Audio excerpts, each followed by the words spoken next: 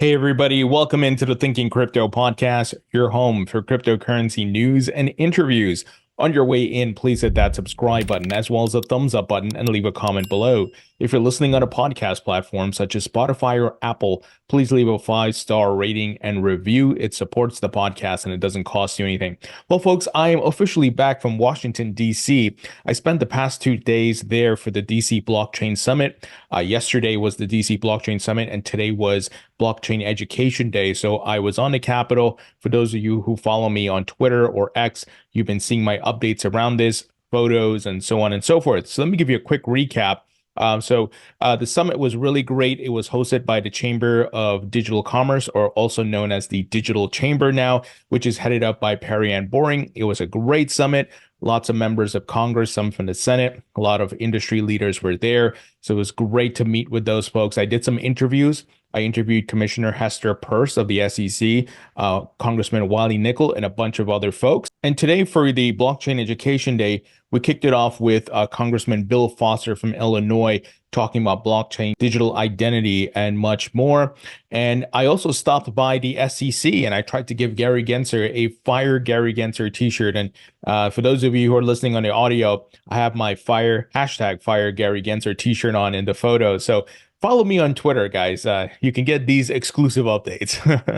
The other thing, we went to the offices of many of the members of the Senate and Congress. Specifically, I went to Senator Chuck Schumer's office and talked to the staffers there about crypto and so forth. I kind of focused my attention on the Democrats because we need more Democrats on board with crypto. I think we have a good amount of Republicans who are supporting crypto. So we talked about the SEC, the SAB 121 repeal, which took place today in the Senate, crypto regulations, and much more.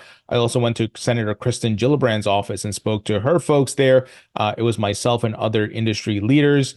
And I ran into a fan of the podcast and I tweeted out a photo with him. He's one of the Capitol police officers. So it was great meeting him. His handle on Twitter is gambetta.eth. And shout out to Brandon also, who's a viewer of the podcast, who was at the summit and he's based in Arizona. So it was great seeing everybody, and it was a good time. And boy, what a historic day today was, folks. I'm sure many of you saw the news already. SAB 121, which is the nonsense rule from the SEC, has been repealed in the Senate. This follows the repeal that took place in the House recently. And it's pretty amazing how fast this moved to the Senate, right? And the actions that were taken. And the key point here is that Democrats joined the Republicans both in the House and the Senate to repeal this. So big win here. And Alexander Grieve highlighted the following. He said, SAB 121 CRA, first standalone crypto bill ever to pass both chambers of Congress. Sails through the Senate 60-38. The Democrats voting for CRA / against the White House and SEC includes Schumer, Gillibrand, Hickenlooper, Peters, Tester, Sinema, Rosen, Kelly, Casey, Booker, Lujan, Wyden. But there's, of course, the threat of Joe Biden vetoing this. Now, will he actually veto this? I don't know. But we did see Elizabeth Warren and her cronies panic when the House was voting on this and sent the letter out that day, right, saying Joe Biden's going to veto this. She got scared because she knew this had the ability to pass the House as well as the Senate. It's a very bad day for Elizabeth Warren and Gary Gensler. Folks, we're winning. We are on the right side of history. And scumbag regulator Gary Gensler, no matter what he tries to do, because he's a puppet on strings, is not going to win here. And we got to keep fighting. Of course, the industry weighed in. I want to share what folks have been saying about this win. Jake Traversky said the Senate just delivered a deafening bipartisan message in favor of common sense and against SEC overreach. It's impossible to overstate the importance of Majority Leader Schumer voting to repeal SAB 121 over President Biden's threatened veto. He says here, POTUS, or the President of the United States, he tagged him, your turn, sign the bill. I'm kind of optimistic that Joe Biden's not going to veto this, guys. I could be wrong. I could be completely wrong. But I think the fact that a lot of Democrats are on board with this and ignoring Elizabeth Warren is pretty powerful. And keep in mind, the banks were lobbying for this because the SAB 121 prevents them from actually holding crypto assets. We know many of them bought the ETFs, right? That we saw Wells Fargo, JP Morgan, and many other firms and institutions bought the ETFs out there in the market from BlackRock, Fidelity, and the others. But imagine if they can buy it and hold it directly and custody it for their customers. That will open up a whole new level of adoption and buying of crypto. I think it would just open the floodgates, guys, because banks have a lot of money. And, we've been talking about it. Bitcoin has been the best performing asset over the past 10 to 13 years, guys. And the data doesn't lie. And many of these folks want to get involved and make a return on their capital, of course. So interesting what's playing out here. Stuart Alderati of Ripple said, finally, something Democrats and Republicans can agree on. Gensler's unauthorized overreach when it comes to crypto will not be tolerated. Well said. And we see the SEC has been breaking the law, lying to the courts, getting sanctioned, getting called arbitrary and capricious. And remember, SAB 121 was struck down by the Government Accountability Office, the GOA, saying, hey, what are you guys doing? This is unlawful, right? So that was the grounds to which this went up to Congress, and they were like, okay, we got to repeal this nonsense. Ryan Selkis of Missouri said, we owe Senator Cynthia Lummis a parade. Thank you, Senator, for your tireless support. It also takes courage to stand up to your friends. Senator Chuck Schumer and Senator Kristen Gillibrand showed real leadership in standing up to their misguided far left flank. It's good for crypto and good for the US, 60 to 38 vote. So once again, calling out those top Democrats, folks, and that's super important. And that's why I went to both of their offices today, because want to show the support and want to try to get more Democrats on board, because we got the Republicans, right? That's in the bag already, but it's to get more Democrats and to have the voices of these Democrats to support crypto to be amplified further and drown out Elizabeth Warren's voice, which has been very loud, right?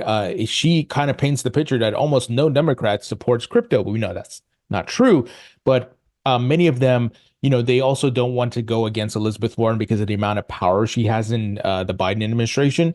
So if we are able to amplify, what they're doing and show that we're here to support, they'll have more courage. Because look, a lot about politics is optics, votes, and money, right? Let's be real here. So this is why I always tell you guys, call up your representatives, email, use social media to your advantage, donate where you can. And of course, donate to John Deaton in the state of Massachusetts, who's running against Elizabeth Warren. If you are in the state of Massachusetts, you better vote for John Deaton. I'm telling you right now.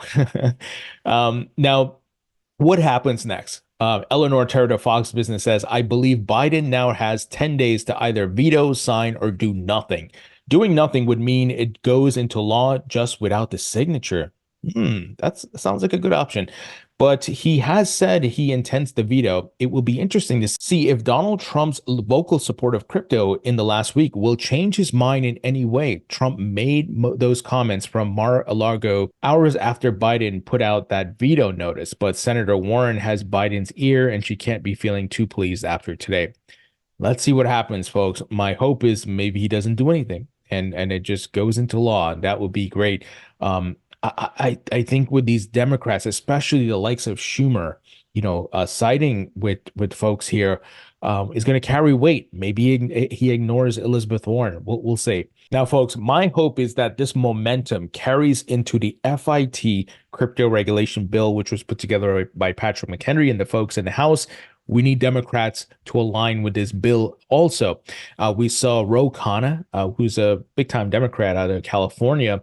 He tweeted out his support for this, said he would do this as long as there's no other things stuck into this, that Democrats are against. So, guys, fingers crossed. In fact, today we got news that proposed amendments to the FIT 21 are now up on the House Rules Committee site. We're making progress, but we need to see those Democrats get this out of the House. Now, I want to be realistic. I think this could make it out of the House. Will it go to the Senate this year and make it through the Senate? I don't think so. I think what needs to happen next is that the Lummis-Gillibrand bills and the FIT and the stablecoin bill in the House need to be merged. They'll, chop it up. They'll see what they want to do and blend it up. And you guys know the deal, right? And they'll package it into a bigger bill, I think. And from what I'm hearing in DC and the folks I've been talking to, this is not going to go through as a standalone bill through the Senate. It's going to be packaged with something bigger. So that's going to take time. I think that's 2025. But guys, if we get Democrats and Republicans to vote this through the House, that will be historic. A market structure bill coming out of the House. That's one big hurdle down, and it sets us on a higher plateau to build off of that. And I'm bullish, guys. And maybe some of these things are catalysts that gets the market going. We saw Bitcoin bounce recently, but really it fuels the fire of the bull market here because we are in a macro bull market for all asset classes, and this type of regulation news, even though it's not fully law yet, just sparks the confidence of investors and so forth. And it's a great day, guys. I'm so happy. It was great to be on DC and to experience the thing. So shout out to the Perry and Boring and the folks at the Digital Chamber. Check out their stuff, guys. They're doing some great work. Now, the other thing that we're seeing is that it looks like they're trying to take steps to rein in the SEC. So the Financial Services GOP tweeted out the following. Representative Ann Wagner's HR 8339 will strengthen the SEC's cost-benefit analysis, ensure adequate public comment periods, and requires semi-annual testimony from the SEC chair. They said they are holding Gary Gensler accountable. It all goes back to his budget. I think if you can control the purse strings, cut off his budget and what he's able to do, not to stop bad actors and scams, but if he's not going to act accordingly, he's going to attack good actors, cut his budget. He's not going to like that, right? And then make him come in like they have here multiple times throughout the year so that he's not hiding at home somewhere and then doing all these things. So I like what I'm seeing here. Obviously, they need to go further and get it all signed, and maybe it's packaged with the FIT bill. Who knows? We'll see, but a lot of progress being made here. All right, guys, quick word from our sponsor, and that is Uphold, which is a great platform that allows you to easily buy Bitcoin, altcoins. They have 260 plus cryptocurrencies. You can also trade precious metals on this platform, such as gold, silver, palladium, and platinum. Uphold also has a great service called Vault, which allows you to easily back up private keys and recover your funds if you were to lose some of your private keys. It's a really great merge of CeFi and DeFi to give you peace of mind. And Uphold has proof of reserves and transparency reports, audits, so they don't commingle or lend out your funds and all that nonsense. So I've been using this platform since 2018, and I've interviewed the CEO and different representatives, so I can vouch for this platform. If you'd like to learn more about Uphold, check out the link in the description. Now, folks, it seems like every day there's a new report of who was buying those Bitcoin ETFs that drove the price of Bitcoin to new all-time highs before the halving. Today, we found out that fund manager Pine Ridge Advisors discloses spot Bitcoin ETF holdings worth $205 million in new SEC filings. That's 23% of their $890 million assets under management. It's incredible. Sometimes when I read this news, I'm like, man, I got to pinch myself. It's almost surreal. Like I couldn't imagine this getting into the market in 2016. The biggest institutions in the world are buying these ETFs. And once again, that's why SAB 121 repeal was so important, because it now allows many of these banks and institutions to custody the assets directly. And we saw JP Morgan, Wells Fargo, two of the biggest banks in the world. Well, JP Morgan, the largest bank in the world, and Wells Fargo, the third, we're buying the ETFs, BlackRock ETFs, and Grayscale and so forth. Incredible, incredible stuff. I hope some of you listening to me are not bearish, because this is incredibly bullish. And it's amazing that, this news is coming out through the SEC filings, but the average Joe and Jane walking down the street don't know what's happening. And as always, they'll come in at the wrong time, right, folks? So this is why you got to be thankful that you're here early, positioning yourselves at the low. And this goes for the stock market. This goes for real estate, right? You're buying low, sell high. And there's market cycles playing out here. So incredible who's been buying. Man, I'm so bullish when I read this news. I'm like, I try to send it to people like, hey, if you are still on the fence about crypto, you better check this out. Look who's buying. If you think this is some fad, some scam. Even if you don't understand it, even take a small position, position yourself so that you don't miss out on this. And we still got a lot more room to go in the bull market here. And speaking of that, if we look at the Bitcoin chart on the daily, Bitcoin, of course, was breaking out over the past couple of days, currently sitting at $65,378. It touched 66. We still got ways to go. So don't get me wrong. We're not pumping to 90K tomorrow. It's going to be that grind up, right, over the next few weeks into the months. So maybe we see 90K by the end of June, right? We got to give it time. The one good thing is we saw the DXY started breaking downwards. It's not going to go in a straight line downwards, as Bitcoin is not going to go in a straight line upwards. There's going to be moves, then consolidations, then further moves from there, and that's both to the upside and downside for the DXY. So very bullish. Things are looking great, guys. And we got to be patient and let the rallies prove themselves, because sometimes you can get faked out in this market. Guys, you all know I hold Hedera HBAR in my portfolio. I am very bullish on this project. They have some big news that came out today. First is SEC, the digital payments firm utilizing the Hedera network, has announced it has signed an agreement with Visa to accelerate digital transformation for select merchants and consumer packaged goods companies leveraging SEC's payment-based solutions. So the network adoption here of Hedera continues to grow via secondary and tertiary partnerships with folks who are using the blockchain. So very bullish news. The other big news is that the Hashgraph Association secures $40 million in funding from QFC Authority. This is the Qatar Financial Center to launch a $50 million digital assets venture studio. The goal is to support regulatory compliant DeFi solutions and digital assets leveraging the Hedera network. Wow. Wow, folks. Global adoption and incredible amounts of capital coming into these projects.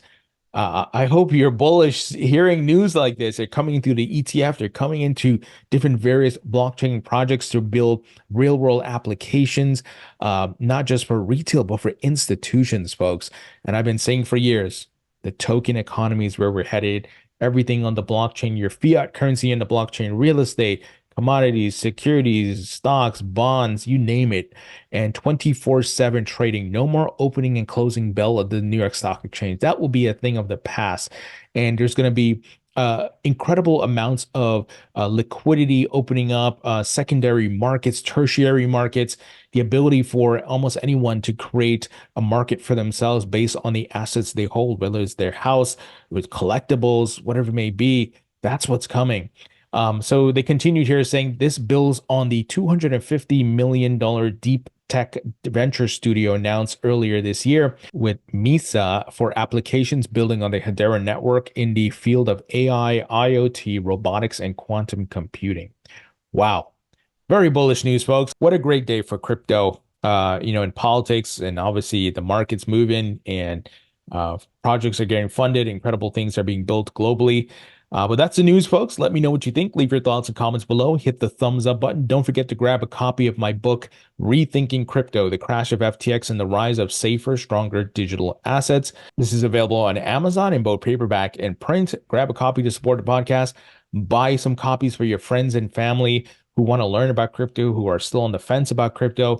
This outlines crypto's past, present, and future, folks, and talks about tokenization, talks about the Bitcoin ETF race, talks about the regulatory overreach by the SEC, and much more. And obviously, the big misconception that people have about FTX and Sam Bankman-Fried and why that wasn't crypto. That was just a bad actor. Like Bernie Madoff is a bad actor that appeared in a regulated financial market and scammed people.